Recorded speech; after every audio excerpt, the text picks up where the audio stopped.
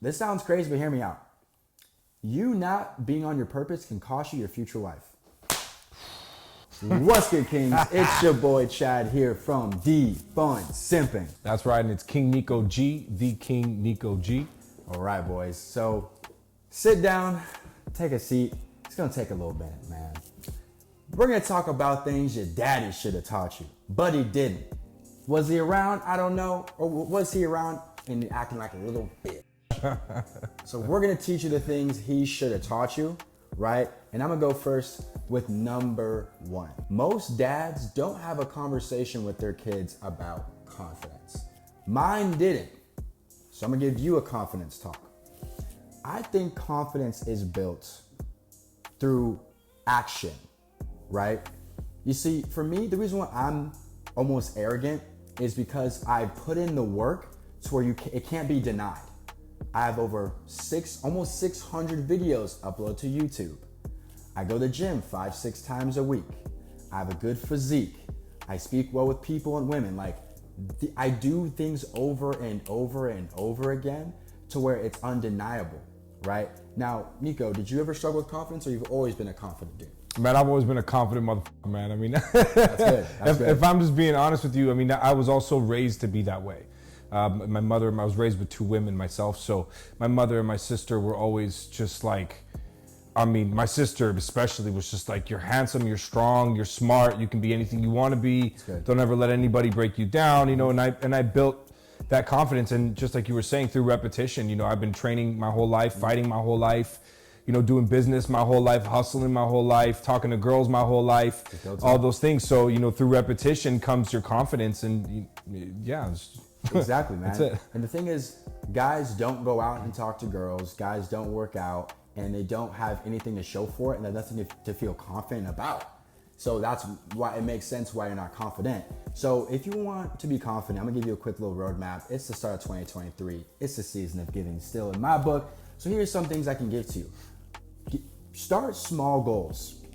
If it's 10 pages of a book a day, start with 10. Small, right? Eventually you're gonna crush 10. Then you're gonna do 20. You're gonna crush 20. And eventually, if you show up every day, you're gonna go, wow, I set a goal for 10, now I'm at 50 pages a day. Or you wanna read, that's fine. You're illiterate, that's fine. Maybe you're gonna go to the gym, okay? You're gonna start there. Can you do 30 minutes in the gym? Just 30, start there. Go on YouTube, find some influencer who's jacked, follow the back and by workout, push workout, whatever. Can you do 30 minutes? At least 3 times a week, minimum. Can you start with that? Small. Start super small. Yeah. Okay? Then you go, hey, I can do longer than 30 minutes. Hey, I can go longer than 3 days. Let's do 4. Let's do 5. Yeah. And if you really want to go advanced, start fighting. Shit. Start fighting, bro. Listen, the best part about fighting is 2 things. Number one, you're gonna feel confident because you know if you step out and go outside and someone goes, you wanna go, bro? 9 times out of 10, that guy's never fought. He's gonna swing punches like this, and you're gonna get a clean crack at him because you know how to fight. That gives you confidence. Number 2, the guys you meet in the gym are like-minded, probably masculine. These are guys you can, you know, if your friends suck, you got new friends at the boxing gym. Correct. Right? You could probably speak about meeting people at the boxing gym and MMA gyms and stuff like that too. Oh, 100%, man. I mean, boxing completely changed my life. You learn more about yourself in boxing than you do any situation. And I make videos about this on my TikTok as well. And I've said this many times, ladies, if you have a man that hasn't done ring time, you have a girlfriend. And the reason why I say that is because a man who has not tested himself inside of a ring doesn't know who he really is, right? When you have your friends and your family and your girlfriend and all these people come to an event and you're gonna box and you're gonna fight, right? And you get your ass whooped in front of everybody, you know, you have to dig a certain side out of you that you didn't know you had. I mean, I took an L really bad in front of all my friends and family. I was getting my ass whipped, and all I kept on thinking was, man, I can't get dropped. I can't drop. No matter what, I cannot drop, you know? And I learned more about myself than anything. And the people that you meet in those gyms, they all know you better than your own family does because they've seen you in your weakest moments, right? They've seen you training. They've seen you gassed out. They know you better than your own family. And the camaraderie that you built, that you build in those types of environments are brotherhoods and relationships that you're gonna have for the rest of your life. I agree with King Nico G. If you've never have any ring time, you have a girlfriend. That's right. Moving on. So the next segment, the next part of things your daddy should have taught you is, and this is my opinion, if you invite a woman to move into your home, then you as a man should pay the bills. Okay, that means the rent, that means the electric bill, that means the gas bill, that means every fucking bill that comes into that house you should pay for. In most cases, if you can't afford it, including hers too. Okay, I understand that not every man is in that financial position. However, I do feel that the very minimum that you should provide for a woman is food and shelter. At the very bare minimum, right? Because that's our job, us being masculine and being men, it's our job to provide. And the very least that we can do, if I invite a woman to come and move into my home, I know for a fact, 100%, honey, you are not paying a bill here. And that's just how this works. I've invited you to move into my home. This is how we do it here in my house. And also, gentlemen, it'll give you a little bit of, not control, but it'll allow her to respect you a little bit more because you're providing on your end, right? Now, you may not put her in a Bentley, you may not put her in the nicest BMW, but even if you put her in a new Altima, okay? A lot of men have the misunderstanding that being a good provider is about, I got to put her in the nicest car and she has to have a $20,000 watch on. She has to have a $50,000 ring. She has to have a $5 million house. It's not about that. Being a good provider is simply just doing the very best that you can. If you know, hey, my wife needs X, Y, and Z, she needs a car. I need to be able to handle these certain things. If you have to go as a man, pick up a second job to make sure that your wife has a car, then these are the things that you are willing to do and that you should do in order to be able to provide for your woman and make her feel safe. Got you. So here's my response to that. Now, he did mention that a lot of dudes today, with how things are, most dudes will have a harder time doing that. But we'll say this, fellas, when you do take care of the bills, you have what I call leverage. What leverage allows you to do is that girl goes, you know what? I want to nag him, but I'm not going to. Yeah. I was gonna tell him not to go out with his boys, but I'm not going to. Correct. Why? Because he makes my life so freaking easy. The least I can do is not be an annoying bitch. Correct. So like now, this is not all for all women. I'm just saying that, but for saying a lot of girls, if you can take care of them financially.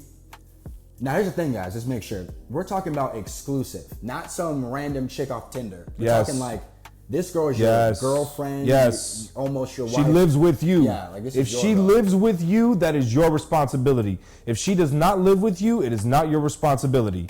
Okay? As far as I'm concerned, if a woman does not live with me, she has no commitment towards me. She can get up, she can leave at any particular time. Yeah, she can come and be with me whenever, right? But the second that she leaves here, what's really the deal? Is she really mine? She's not really mine.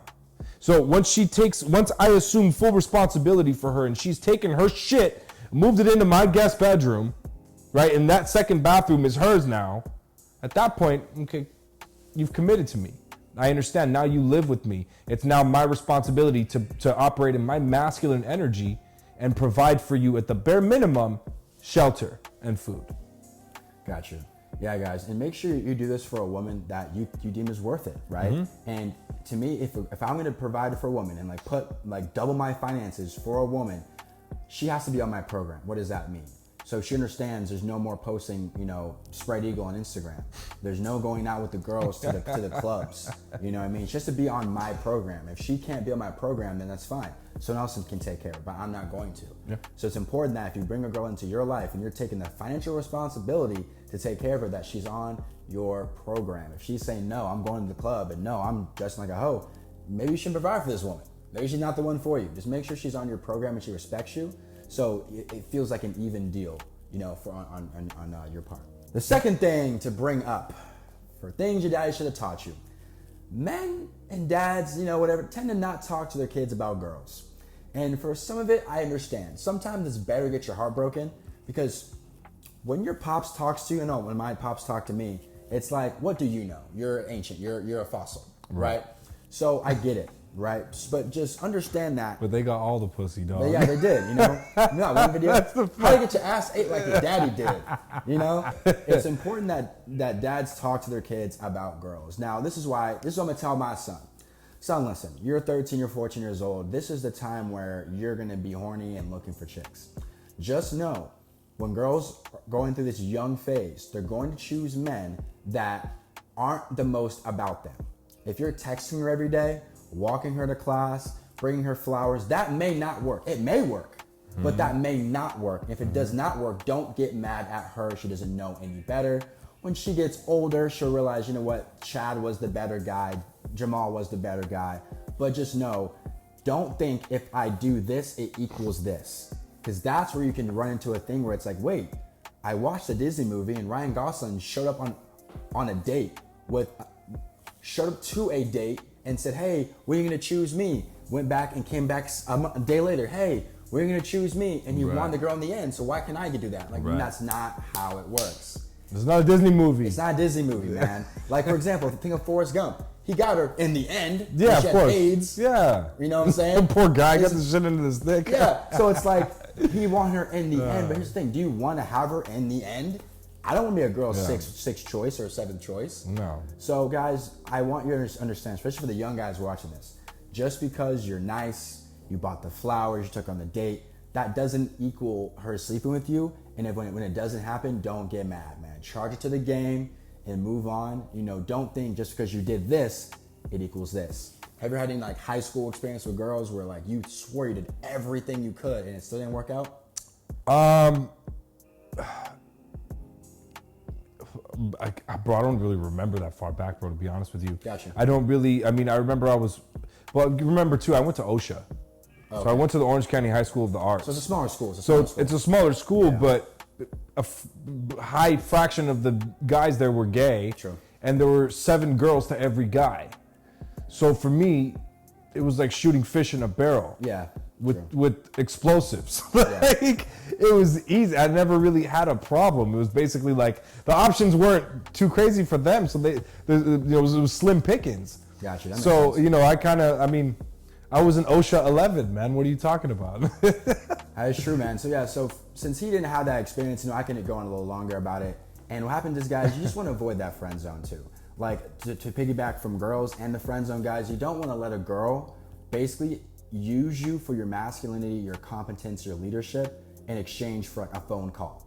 Guess what happened to me? Girls would call me, the girls I were attracted to. So Chad, there's this guy, and I sit and listen because I didn't want to come off as insecure and say, I don't want to talk about this. And I was scared. I was their doormat. And because I liked them so much, I was waiting for my turn, waiting in the shadows for my day to strike. And that's not good game, guys. So girls, when they're younger, they're gonna make dumb decisions choosing men. And on top of that, don't let a girl use you for your attention because it's not a fair deal. In their head, it makes perfect sense. But to you as a guy, you listening to a girl you like talk about other men and then tell you, I wish more guys were like you. Like, bitch, I am a guy like you. What are you talking about? They'll legit vent, I wish guys were like you, wish they're more this, they're more that. Mind you, she's smashing some other dude is the complete opposite of you. Correct. It was a cold world. That's what I went through. So my second point in things your daddy should have taught you is value of $1. Oh, that's good. Right? The value of $1 is very, very, very important. Like, for example, right, the stupid expenditures that we make on a daily basis, Chad, right? Like we go get a Starbucks coffee. A Starbucks coffee is between $5 to $6 for a coffee, right? Now you think $5 to $6 is nothing, right? $5 to $6 is nothing, correct? Can we all agree on that? $5 to $6 is nothing, right? But over an accumulated amount of time, $5 to $6 a day adds the fuck up, right? It adds the fuck up, and it adds the fuck up real fast, right? In the end of the day, I could go to Target, get a box of K-Pods of Pete's coffee that's way better than Starbucks. Shit's on Starbucks, right? I get a 22 pack for $17. I get the creamer, this, that. I'm in by $20, $25, and I have 22 cups of coffee. It costs me a little over $1 each coffee. Just little small expenditures. I'm a man of value, right? So I don't mind spending the money at all, but for me to spend $7 on a fucking Frappuccino, fuck you. Fuck you. But if I find a car that is $100,000, but it's worth $200,000, for me that makes sense. There's value there. So it's not so much about the money, but learning value, because in the end of the day, people want what they can't have and only value what they pay for. no matter what. Gotcha. So a lot of guys are watching this, you're probably younger, you're 18 to 25, and you're probably working BS jobs. Now, you gotta be able to be smart. Now let's just break down an average Friday night for like a college kid, right? Your Uber there is cheaper because it's like 8 o'clock, 9 o'clock, so it's $20. Uber back surges, that's $50, $40. So say $70 just on transportation. You bought drinks for yourself, a girl, and a round for the boys, $80. Okay, you went and got drunk Denny's, $20. You're doing like almost $200 a night, and that's light for some. Some people do That's way more. Nothing. Way more. Fuck. That's just for college kids, like $100, $200 a night. You do that over a year, you're looking at $5-10 grand just on basic going out, a round of drinks, Ubers, Denny's. So think about that stuff. I know in the moment it doesn't seem like a lot of money, but think about that stuff, guys. Maybe rotate where you don't drink, and then one person is the DD, and you guys maybe buy a $5 plastic vodka, bottle, Pop off, and freaking put it in a plastic. Like some nights you got to think about, the money that you're spending right now, and it's always good to put it somewhere and where it can work for you, or put it into like a little side hustle. You can do something with it, but just blowing through cash just because you have it will keep you poor. And another thing to tag along with that, chat, you'll never lose bitches chasing money, but you will lose money chasing bitches. You will. That's how it works, man. And it's don't work so hard for money just to give it back to chicks, man. You gotta be smart. Make sure when you're doing these dates, you're not spending a freak ton of money. Go to a place where you can afford, where the bill won't come back and you're like, shit, Or do something that's creative. True. Do something that's creative, man. Do something that's interactive. Yeah. I like to do things that are I love to go bowling. Like I love to shoot pool, or I love to do something that's interactive that allows us to be able to engage. Right? I think the dinner first date thing is fucking lame. I don't like it, because it's like we're sitting there and then we're eating, and then I don't want to eat like a pig in front of her, and then I'm sitting there covering my mouth and this, that. I want to go and let's go grab a fucking drink. Yeah. Let's go bowl, or let's go shoot some pool, or let's go to the arcade, or let's go go-karting, or let's do something fun. Let's do something fun that can bring us back, and we can just be free and be ourselves and be natural and be normal. Hell yeah. Right? And it doesn't cost a lot of money. How much does it cost to bowl? It costs $30 for 2 rounds of bowling, maybe $40 for 2 rounds of bowling. But you're gonna spend $100 on dinner no matter what.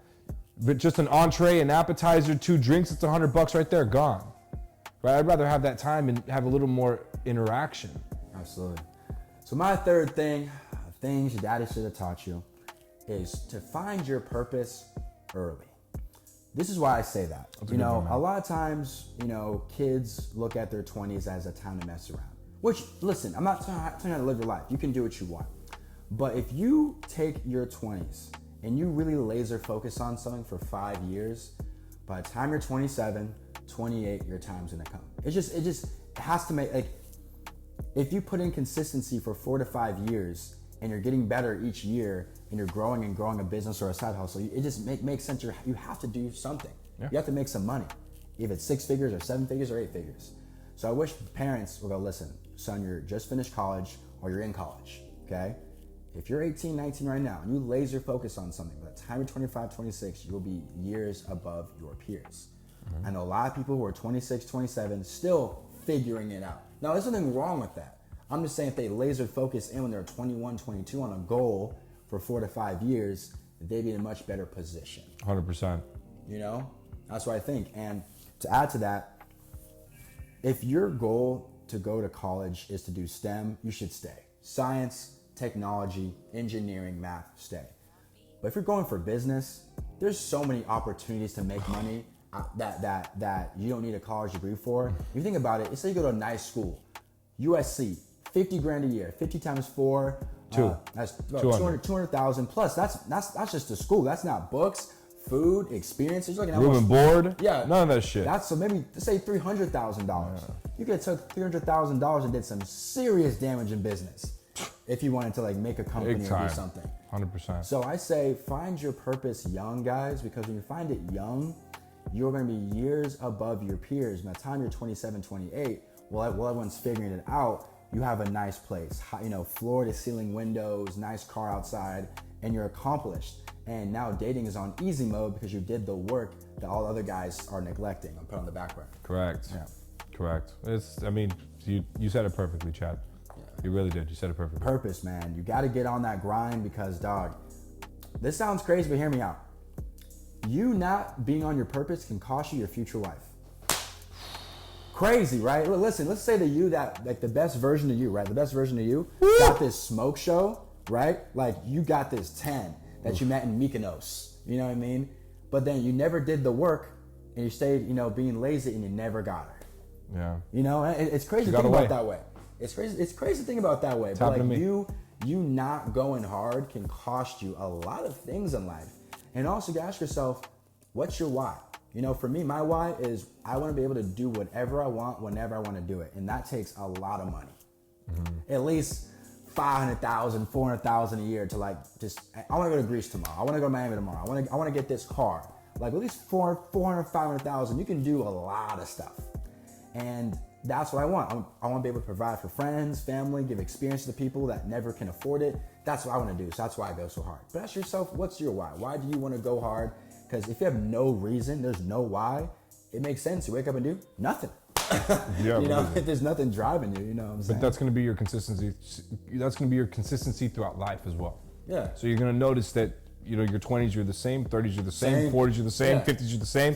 And then before you know it, it's like, bro, you're not 30 or 25 years old anymore to where you're good looking, bro, and you're stacked and you can get away. Yeah. You can get away with not having money and being a loser and all that bullshit. You can get away with that in your 20s, your 30s. Like that's all cool because you're still trying to figure it out. But once you hit 40, 50, 60 and all that stuff, now you look back and you're alone and you're a fucking loser. It's like purpose is a very big deal, man. Find your purpose, execute it, draw out a plan, and small. You know what? Someone very successful, who's still in my life today. One of my biggest mentors. I mean, I've seen him make 30 millionaires, man, like in front of me. And he said something to me that really stuck. And he said, Nico, your days make your weeks make your months make your quarters, and your quarters make your years. Sure. Every day matters. Every single day. Even if it's a day that's like, man, if you write down 10 things you need to do in one day and you only accomplished one of them, that's still one little baby step that you got closer to whatever it is that you were trying to accomplish. Mm-hmm. Even though it's not a huge step, it's still one baby step. And that baby step every single day, before you know it, bro, you'll end up making a good amount of progress. Mm-hmm. Absolutely, man. So purpose is something that I think all young men should find early and execute. So you get to a certain age, 25, 26, 27, you're years above your peers. Dating is on easy mode. Life is on easy mode. You can do things for your family and friends that your other family and friends can't do for their family and friends. It's a dope thing. One of the things that your daddy should have taught you as well is the value of not being a snitch. So before he goes, I'll say this, guys. I like how he's here because I didn't grow up in the streets. I don't even know what the streets look like. I'm from the suburbs. So I want to hear what he has to say about this because I know nothing about it. Continue. Well, when I say being a snitch, I talk about being a snitch in many ways. Not just going and telling on, not just going like, I'm calling the police, man. That's what What I mean by being a snitch is there are a lot of guys who don't get pussy. Okay? There are a lot of guys who don't.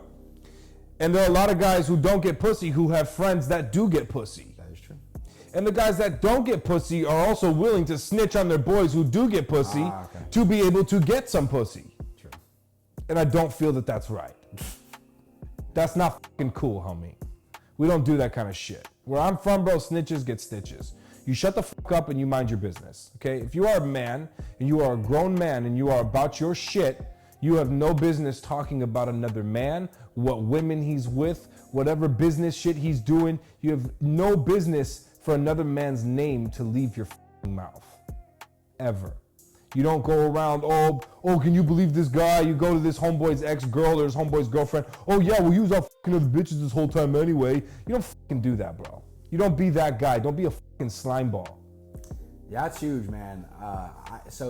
Don't be that guy, bro. Speaking of that, I know it's guys who happened are to like me. that. And happen is guys will throw you under the bus so to make themselves look high and mighty. And sometimes some girls will eat it up and some girls will go, wait a minute, like that's your boy and you're gonna throw him out to dry to get my attention. So now it's like you're trying to make yourself look like the guy, but she picked up on it and now she's like, ew, like you're throwing your boy under the bus to try and get my attention. Well, guess what? I'm gonna tell him, you said, you know, that you're not, now you're gonna lose your homie trying to flex to get my attention, because I'm gonna tell him what you said. Oh, Rico said you did this. And now you're looking at Rico like, bro, you're my boy. Why are you telling this girl, you know, that, so that is true, man. Having guys in your circle who don't get girls, it's fine, but at the same time, they can't be, you know, throwing you under the bus and sacrificing you because they don't get any. Like, if you know that your boy will do anything for some pussy, like that's not it.